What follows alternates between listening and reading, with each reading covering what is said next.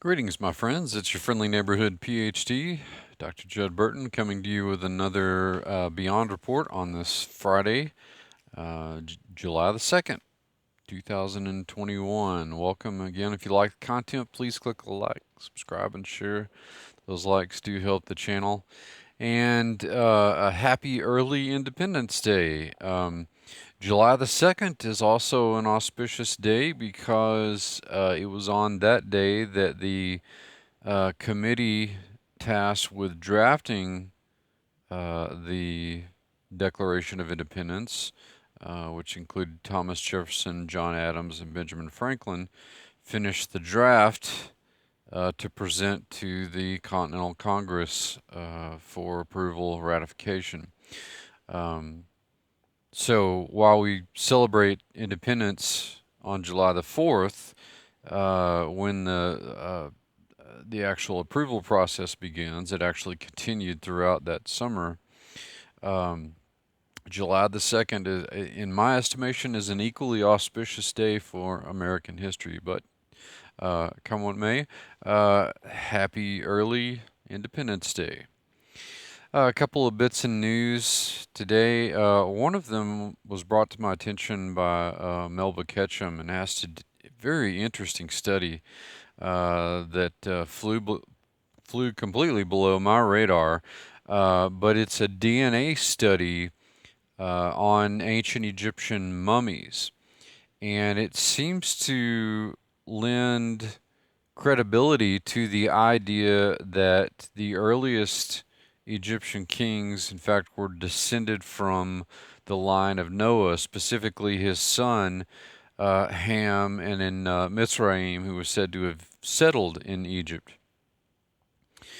And this has been a bone of contention between the sort of biblical studies slash humanities crowd on the one hand, and the more hard sciences genetics crowd on the other. It was believed that, largely based on more recent populations over the last several centuries, that ancient Egyptians had a significant sub-Saharan African component to their genetics. But this fairly recent study, as of about 3 years ago, um, gives some pretty interesting results. The sampling that they took is actually from the New Kingdom through about the first couple of years AD. So you're getting that New Kingdom and then the Hellenistic and Roman era sampling from these mummies. What's interesting is that out of the DNA that they were able to collect, which in and of itself is a very difficult task because the Egyptian embalming process destroys a lot of that, makes it very difficult to get a viable DNA sample. But from the samples that they were able to collect, they found that there was a very negligible sub-Saharan African genetic component. Not that there wasn't any, but that it was significantly less than genetic material from other parts of the ancient Near East, such as the Levant and Anatolia.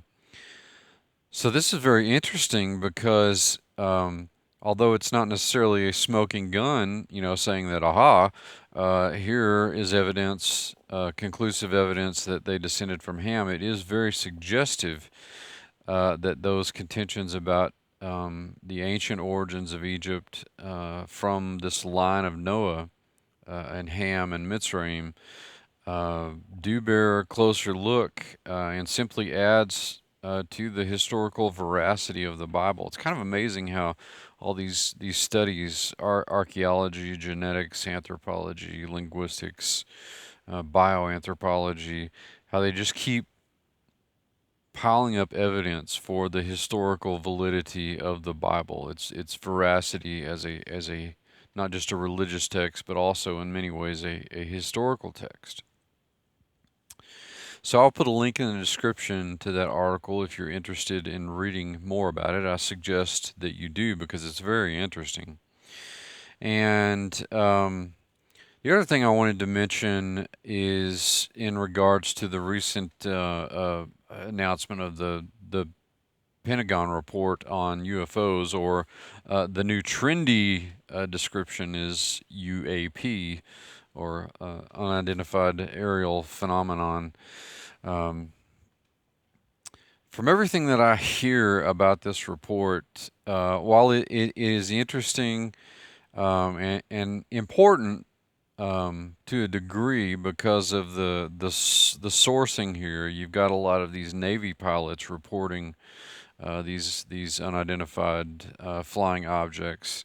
Um, it's a little bit of, and I expected a lot of redactions and that sort of thing, but it's a little bit more of just these are things that we've known, since you know the Project Blue Book days, or even before that, going back to the 40s and 50s. Um, So, I hesitate to call it a big nothing burger. It's important I think, as a historical document in the field of ufology, but it just seems like it's kind of rehashing things that we already knew. My question is, why that tone for the report? These details may come out in the weeks and months and years ahead of us. Um, Now, the Institute of Biblical Anthropology also has some really awesome deals for the 4th of July weekend. Starting today, you can get, for the upcoming July 5th July session, or you can start in August if you want to, but you can start as early as Monday. You can get one of the 6 certifications offered for $125. So that includes, you can choose one of the following: biblical anthropology, biblical demonology, preternatural morphology, which is the popular Monsters 101 course. And then I have new certifications: ancient Near Eastern civilization, Mediterranean civilization, and mythology. So there are definitely some more opportunities, more subjects available for study. And as I said, each one of those is $125. If you want to register, email me at professorburton@yahoo.com and we'll get you hooked up. I'm also offering the Rudiments of New Testament Greek for $225, which is a discount price all throughout the weekend. Again, email me if you want to register for that. And as an added bonus to this, I'm also offering a $250 deal, which includes your choice of one of the certifications, Rudiments of New Testament Greek, and an e-library of ebooks pertinent to whichever certification you choose. So there's some really great opportunities to save a lot of money and study with me under the auspices of the Institute as well. I picked up a couple of new students this past week. Looking forward to the new session. Also, my books are on sale, 15% off through midnight tonight. So I'll put information on that in the description, in the description area as well.